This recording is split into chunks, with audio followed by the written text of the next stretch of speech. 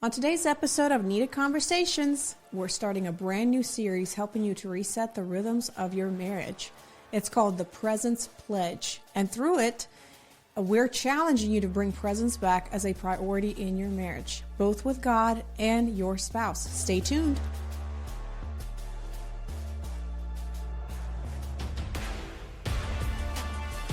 All right, welcome back to Needed Conversations. I'm Ryan. This is my wife, Viktoriya. We're your hosts, and on this episode, we're starting a brand new series. Typically, we do about 4 weeks, but this series is going to carry us about 8 weeks over the rest of the spring, and we're going to tell you why here in just a few minutes, because today's episode is setting the foundation for it all. Okay, today's episode, we're talking about the power of presence. And that's because we felt like during this season, we have holidays coming up in the spring. We have the second quarter. We're right in the middle, right at the beginning of it. And so a lot of people have been work intensive.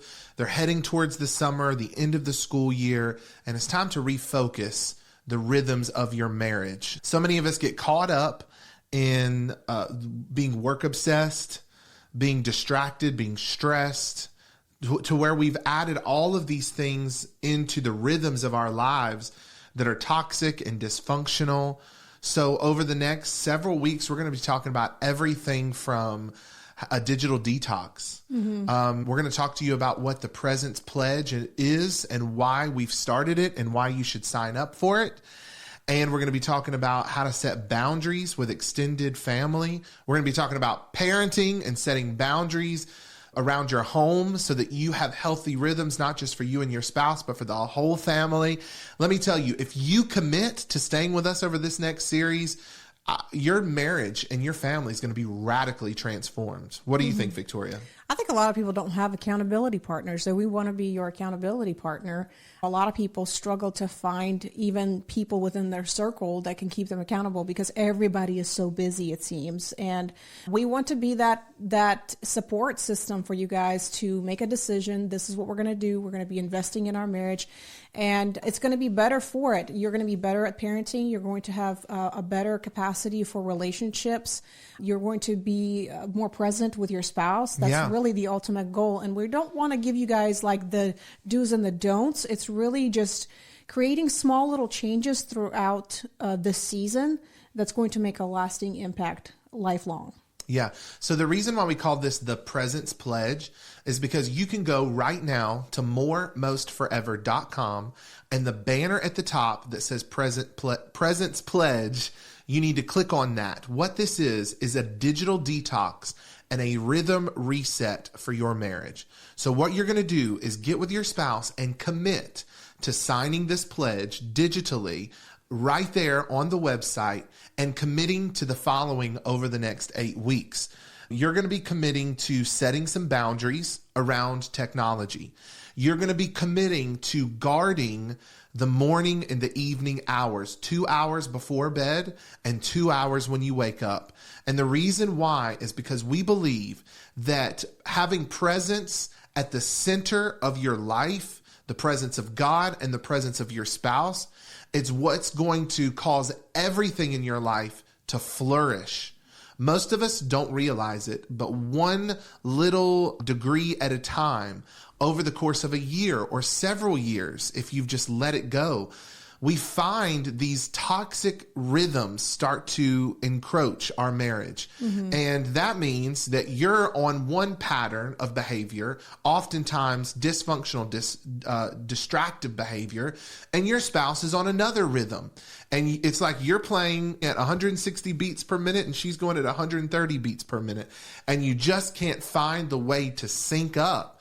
And what does that end up doing? It ends up killing intimacy. It ends up putting a dagger in the heart of your sexual relationship, your spiritual connection with your spouse. And so by going to moremostforever.com and signing the Presence Pledge, you're saying, we're going to take control over the next 8 weeks. And we are going to commit to this. This isn't about rules and regulations. We're going to outline exactly what this Presence Pledge looks like here in just a few minutes. So keep listening. This isn't about rules, though. It's about relationship and reconnecting with your spouse on an intimate level. You may have points where you fall off the wagon, so to speak. We've made this as easy as possible. You'll hear how easy it is to commit, but it's simply changing little patterns around your household and related to your day that will enable you to connect more with your spouse. A lot of people say communication is the key to everything in marriage. We wrote a whole book on it called Needed Conversations. But the fact of the matter is, you can't even begin to learn to communicate if you don't carve out a pattern of rhythms in your day to be able to have those conversations or to be able to connect on a deeper level. So that's what the Presence Pledge is all about. Yeah, we were sitting and talking about this, and we heard this saying, and we thought it was so true. It said that internet connects us at longer distances, but disconnects us at shorter distances. And it's so true, because oftentimes we find ourselves, we're all guilty of it, scrolling on our phone, and our kids are over here parked at our ear watching the same thing with us. And then we beat ourselves up for it because we've spent 2-3 hours scrolling, because that time flies so quickly. And then we complain about, well, I just don't have time to do this or play with my kids or do this. But honestly, once you are prioritizing and making sure that you're setting those boundaries, because that's what we need. We need those boundaries. We will find so much more time to be present with our spouse and present with our children and make sure that we are focused on what God has called us to do. So today we want to set the foundation for this whole entire thing. So we're going to give you the next week to get your affairs in order, to talk to your spouse about signing the Presence Pledge, and then once you sign it, you can start right then, or you can wait. You can start with us the following Tuesday, which is when our podcasts are released. And every single week, outside of your digital detox hours, you can listen to our podcast on the way to work, while you're washing the dishes, whenever.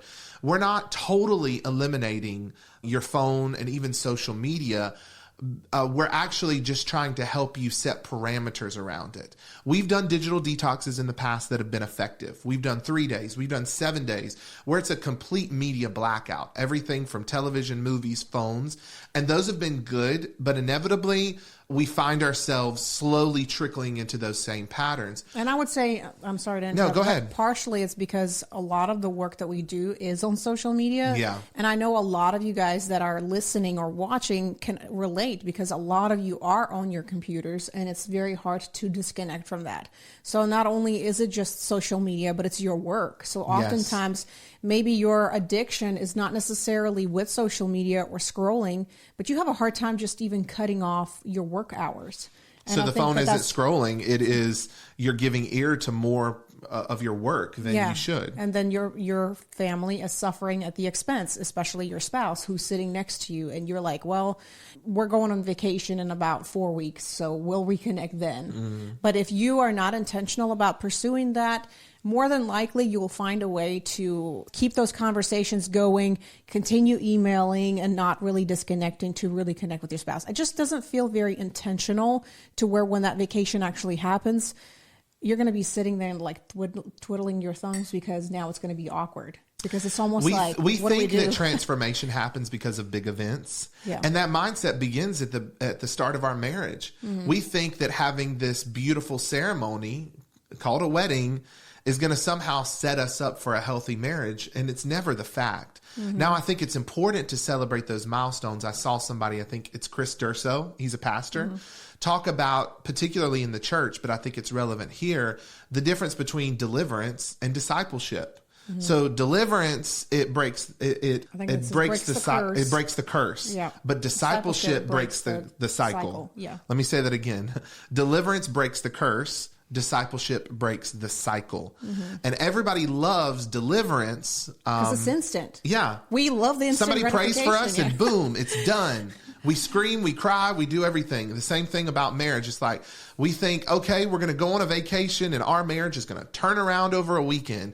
And we encourage you to have those moments, like come to one of our marriage events. Mm-hmm. But the fact of the matter is that the health of your marriage is built on the cycles.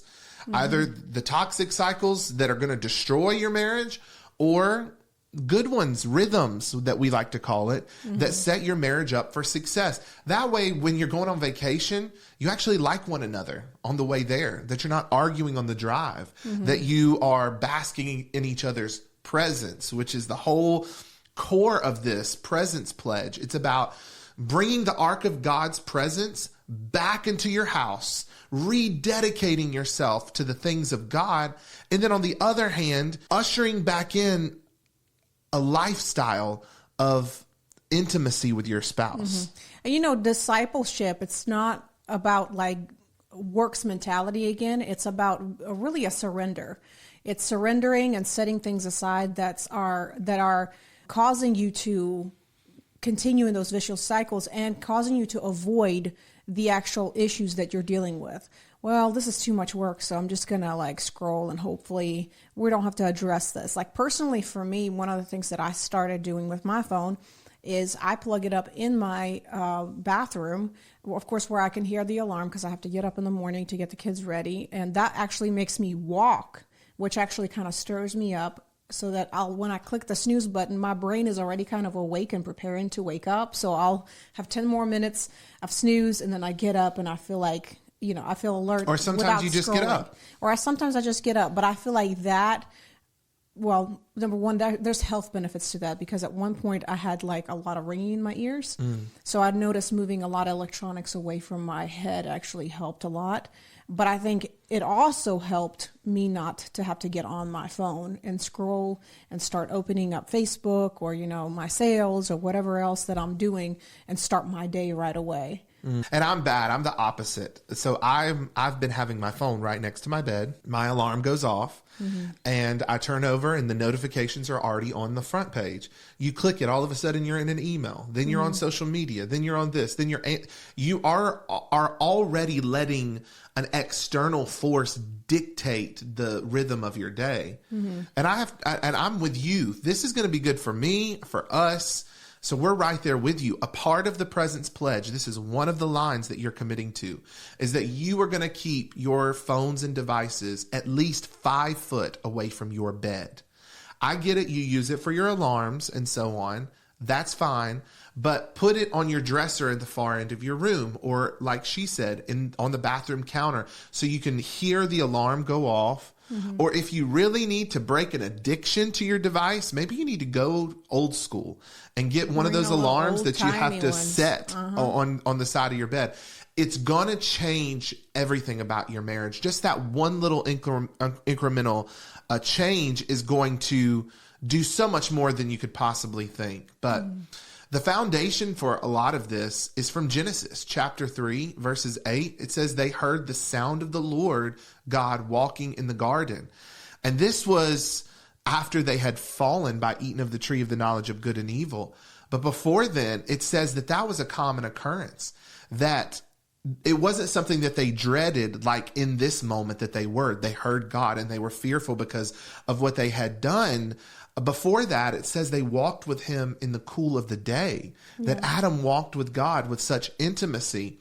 And the curse and eating from the tree of the knowledge of good and evil did two things. Number one, it severed their relationship with God in that the presence that they walked with such closeness was no more. And then also the same with their spouse. Even part of the curse as they were expelled from the garden was about this kind of conflict between the husband and the wife, that she would want to put dominance over him and he would put his foot on her, and they would have this wrestling. But in Christ Jesus, through the power of the Holy Spirit, all of that is restored to us. That relationship that God so longs to have with us, but also with your spouse. But that doesn't mean that it's not going to require any work on your part. We believe that you're saved by faith alone, not through works, but strictly because of the finished work of Jesus Christ. But when you enter into a discipleship process, you have to engage a level of discipline within your own self to say, on the daily, I'm going to crucify my flesh and I'm going to pick up my cross and follow him and lean into the Holy Spirit as my guide and as the center of everything that I do. Yeah, no, I also remember there's a place in Genesis that talks about you're going to work from the sweat of your brow. And I know that he was talking about the physical breaking the ground and all that, because I'm sure that they were used to kind of an ease of, taking care of the garden. But I also can't help but think of, like you said, our relationships become so like work intensive. It's about performance. It's about you didn't do this or I didn't do this. And then we go through this vicious cycle of like, now we're beating ourselves up. And now we create such big restrictions that we can't even stick to ourselves. We end up maybe doing a month-long commitment and then we fall off. When in reality, studies actually show, before we were told that it takes 21 days to establish a habit, but it's actually not correct. It's actually now, I think on average, is about 63 to 68, depending on a person, and I guess depending on what you're dealing with.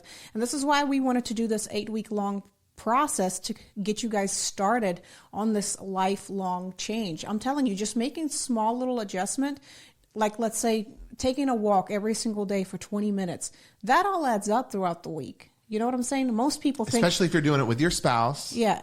If you think you're like going to get up every morning and I'm going to do 2 hours in the gym, hey, maybe you're that hardcore. Good for you. But realistically, all of us have to go to work or, work from home or have to tend to kids. And sometimes it's almost impossible to say that this is what we're going to do. But if you make that small little change, all of those over time will add up, and you're going to see how it seeps into your relationship and how much better your relationship is. Not only your relationship, but also your mental health. A lot of us don't even process a lot of this information that we're scrolling through or reading through. Yes, it's all good information, but a lot of us, I've even heard Dr. Caroline Leaf, who's a neuroscientist, again, mentioning her, she talks about that we need at least 15 to 20 minutes of us just sitting there and daydreaming. That's what she calls it. To where whatever information we have received for the day, that we sit there and ponder. But we're so quick to just ingest, and then we wonder why we deal with so much anxiety at the end of the day. I think people think that they understand what meditation is. Yeah. And I'm not talking about yoga or those kind of Eastern mystical kind of meditation practices. I'm talking about just the simple act of what you said, sitting and clearing your mind with the Lord and allowing Him to invade your thoughts and help you to process all of the experiences throughout the day. And to your point, a study in the European Journal of Social Psychology found that on average, it takes about 66 days for a behavior to become automatic. So there's that myth of 21 days. And I think it's okay as a jump start. And then there's an average. So every person is different. Some people get it at 18 days, and some people it takes 254 days to rewire your brain, so to speak. And this confirms research from Dr. Caroline Leaf, who we often cite as a Christian neuroscientist, and she's averaged that it's approximately 63 days to solidify that new habit. And she even goes further to lay out and say day 1 to 21 is really about identifying and replacing those old habits. And then 22 to 42 is reinforcing them with consistent repetition. 43 to 63 is about embedding the habit into your subconscious for long-term success. And so what that means with the Presence Pledge is that you need to guard the morning and the evening hours. I think all of the time in between, you're going to have things that are vying for your attention, whether that be appointments for work, kids, dropping them off at school, and so on. And even with this, if you have a baby, these hours are going to flux. And if you work third shift, you're going to have to create the rhythm that's for you. Everybody goes to bed at a different time. That's why a part of our Presence Pledge, we're asking you to dedicate 2 hours before you go to bed and 2 hours right when you wake up. So for us, let's say if we go to bed at 11 o'clock, so that means at 9 o'clock, we have no more devices. But we're probably going to stretch it a little bit further, maybe do 8 o'clock. So that's 30 minutes before our kids go to bed. So we have that 30 minutes to do our bedtime rituals. And then from there on out, we're setting our devices to the side. We might watch something on TV, talk a little bit, go to bed, read, and then go to sleep. Even those little points of connection, that's creating more sacred space throughout our evening. And then the same when we wake up. We wake up approximately 7 o'clock. So from 7 to 9, as we're getting up, we're getting dressed, we're looking at each other in the eyes, we're getting our kids ready for school. And then even after I return, before we jump into work, it'll give us an opportunity to connect before we pick up that device. So that means, according to neuroscience plus the scripture, you need to be intentional about creating sacred space. Maybe in the morning, giving yourself, instead of you used to scroll on your phone for 10 or 15 minutes right when you woke up, you're getting up out of bed and you're finding a chair in the house or a place on the front porch or something we like to call find a table that's like an altar for you and your spouse. Meet with God, meet with your spouse, and reconnect on a consistent time frame. Yeah. What do you have to add? I mean, personally for me, and again, like Ryan said, everybody has a little bit of a different rhythm. I like to get up and have my warm lemon water in the morning, and then I normally go and I take a walk. And that normally is the time that I learn to meditate and talk to God. And I don't take my phone with me. I don't try to listen to a podcast, or I have my monitor like on my hand, but it's not, it can be connected by a certain distance, but it'll count my steps. But if I need an emergency, something, I'll be able to reach it. Anyway, sidebar. But I don't take it with me just so that I'm not distracted. Yeah. That way I'm not looking down while I'm walking. That way I'm not listening to music. I'm solely trying to focus on God and trying to meditate and kind of process what my day is going to be like. And it makes a world of a difference. Not only just like meditating, but also doing the physical activity, but also getting that morning sunshine. A lot of people will benefit so much from just, that mental health that a lot of people talk about. This is where you start. That one little thing can change so many different things because you're doing so many different things at the same time. Now in the evenings, I do want to be more intentional about reading, because that's normally, I feel like, when I can focus more.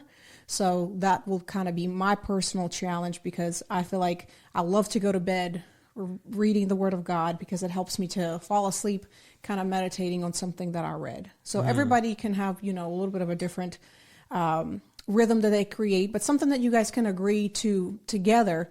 That way you guys can work together, but also show to your kids, hey, we're committing to this and we're going to be disciplined. And I think the main thing is the devices, your phones and tablets. But also I would challenge some of the men about video games. Oh, yeah. This might hurt a little bit more, but yeah, establish that distance during particular hours so that your evening and your morning is sacred. This is a biblical practice. You can find all throughout the Torah and even the New Testament, as I'm going to read here, just this sacredness that is hovering over the early morning hours as well as like the dusk evening hours. These were so important and sacred to Jewish people and a part of that culture, and Jesus even practiced it. Psalms 5:3 highlights this practice by quoting and saying, "In the morning, Lord, you hear my voice. In the morning, I lay my requests before you and wait expectantly." And then Jesus, living up to these practices in Mark 1:35, it says, very early in the morning, while it was still dark, Jesus got up, left the house, and went off to a solitary place where he prayed. The evenings were also important. Psalm 63:6 talks about reflecting and meditating during the night. It says, "On my bed, I remember you. I think of you through the watches of the night." And I think it's just about guarding what you're putting inside of your soul through the different gates of your eyes and so on. Like Viktoriya said, so that when you fall asleep at night, that you're thinking about the goodness of God, and throughout all of the watches of the night, he's permeating your thoughts, your dreams, and so on. Psalms 141:2 says, "May my prayer be set before you like incense. May the lifting of my hands be like the evening sacrifice." And so combining both biblical and cultural practice with scientific evidence, I think you signing the Presence Pledge is exactly what your marriage needs to help you get back on rhythm with God and with your spouse. Again, this is not about works. Every single one of you is going to have to designate what is practical for you, for your schedule.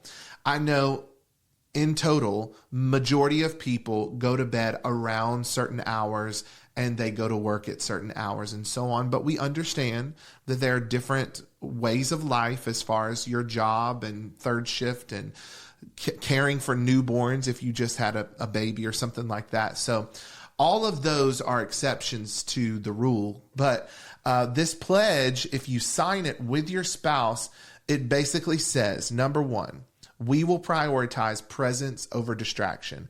We will remove unnecessary noise and choose what feeds our connection. Like we've said here, you're going to commit. We commit. No phones 2 hours before bed and 2 hours after waking up. Number 2.1, our devices will stay 5 feet away from the bed, far enough to resist scrolling, but close enough to hear the alarm. Number 3, we will create intentional rhythms of connection, morning check-ins, even if just 5 to 10 minutes, and evening wind downs, inserting opportunities for prayer, conversation, reflection, and meditation.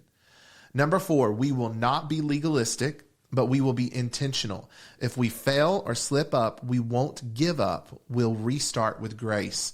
This is not a competition as to who's going to do this more excellently. And then you can hold it over your spouse. Either, because I know some people are that way. They're like, I'm going to start a challenge and I'm going to finish because that's what I do. But it's like, it's more of like that performance versus my heart is in this. That's right. Yeah. And the final thing is here that you're committing, saying we are inviting God into the center of our marriage. We will seek his presence daily, individually, and together, and allow his word to lead us. It's as simple as that. I want you to go right now to moremostforever.com and click the Presence Pledge and sign it with your spouse now. Send it to them and say, we need to do this for our marriage. It's a simple commitment. 2 hours before bed, 2 hours upon waking, that you say no devices. Yeah, we're not even asking you to like completely remove the devices. This is pretty simple. I know a lot of you guys, when you hear that, it sounds so drastic. You know, if I do a full fast, that just seems like it's not realistic. So 2 hours before, 2 hours in the evening, 2 hours in the morning. I think that's something that's very small, but it's very reasonable for sure. You know what I admire about, I was going to say this, I admire about old people. And I say old, I mean, I don't know what the age bracket is because I don't want to offend anybody. But one of the things that I have been kind of noticing is grandparents, those who have grandchildren, those who have kind of stepped into their like later years in life, I guess. And the wisdom that they gained, I feel like that they're just not in a rush. And I feel like that they are more grateful for the opportunity to wake up in the morning and just enjoy like the sunrise and see the mist come down and set on the grass. Or like this morning I took a walk. There's this sweet little lady in the neighborhood over, and I know where she lives because I've seen her work. You could tell she probably lives by herself, but she has like this pep in her step and she's so joyful. And I know that she's a believer. So today she walked up the hill, same thing, smile on her face, skinny little thing. I'm like, when I get her age, I need to be like that. And I said, I just want to let you know, you have so much joy and you're just such an inspiration every time I see you. And I know she does this every single morning, pretty much every single morning. And she's like, it's nothing but the Lord, you know? And I was like, yes, ma'am. So I just feel like we can learn so much from people like that because they have experienced life. And I know it's very easy for us in the season that we're in. Maybe we have kids to get so busy and so focused that we forget the little moments of appreciating our children, because our children are going to grow up. They're no longer going to be little. And I think the difference that grandparents really have experienced the parenting, but I think that we say they're spoiling grandchildren, but I think they've learned to say, I need to be more present because I wasn't like that with my kids. See, I don't want to wait to that point. I want to make sure that I do that with my kids. And the way to do this is to make a commitment to say, I'm going to make little changes so it's not only affecting me, I'm going to be in better mood and health, and I'm going to have a better connection with my spouse. That means I'm going to be more present, not only for my marriage, but I'm going to be more present for my children and my other external relationships. That's right. So go right now to moremostforever.com, sign the Presence Pledge, and journey with us over the next 8 weeks or so because this is going to change the rhythms of your marriage. It's going to be a digital detox and a rhythm reset for you and your spouse.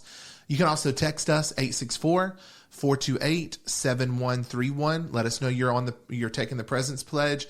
When you sign up, we will send you maybe once a week something encouraging for you and your spouse. On you, checking on you, maybe a little devotional, something that you can do together. Yeah. And it may be something you need to print off, this Presence Pledge. It's going to be there as a download for you.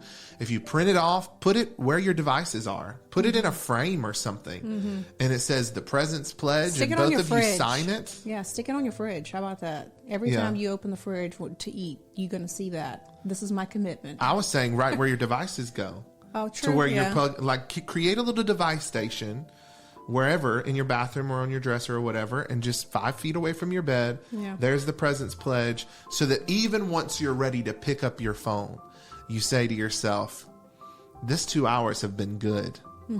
I'm going to be so honorable with the rest of my day that maybe you'll find yourself, leaving that phone on the desk or in your pocket a whole lot more often than you used to. But I think this is going to be really good. Yeah, I think it's going to be good for us. It's going to be good for you. And if you found this inspirational and you're going to join this challenge, hey, bring or invite another couple that you know will benefit from this challenge. And I think all of us would benefit from it. So just send a link to this podcast. You guys can join this whole group. We're going to be journeying together, and hopefully we're going to go all the way to the end. But once even that 8 weeks is complete, you're going to create new rhythms that are going to bring health and vitality to your marriage. That's right. So this is Needed Conversations, and it's the Presence Pledge. Go right now, sign up. We will see you next week.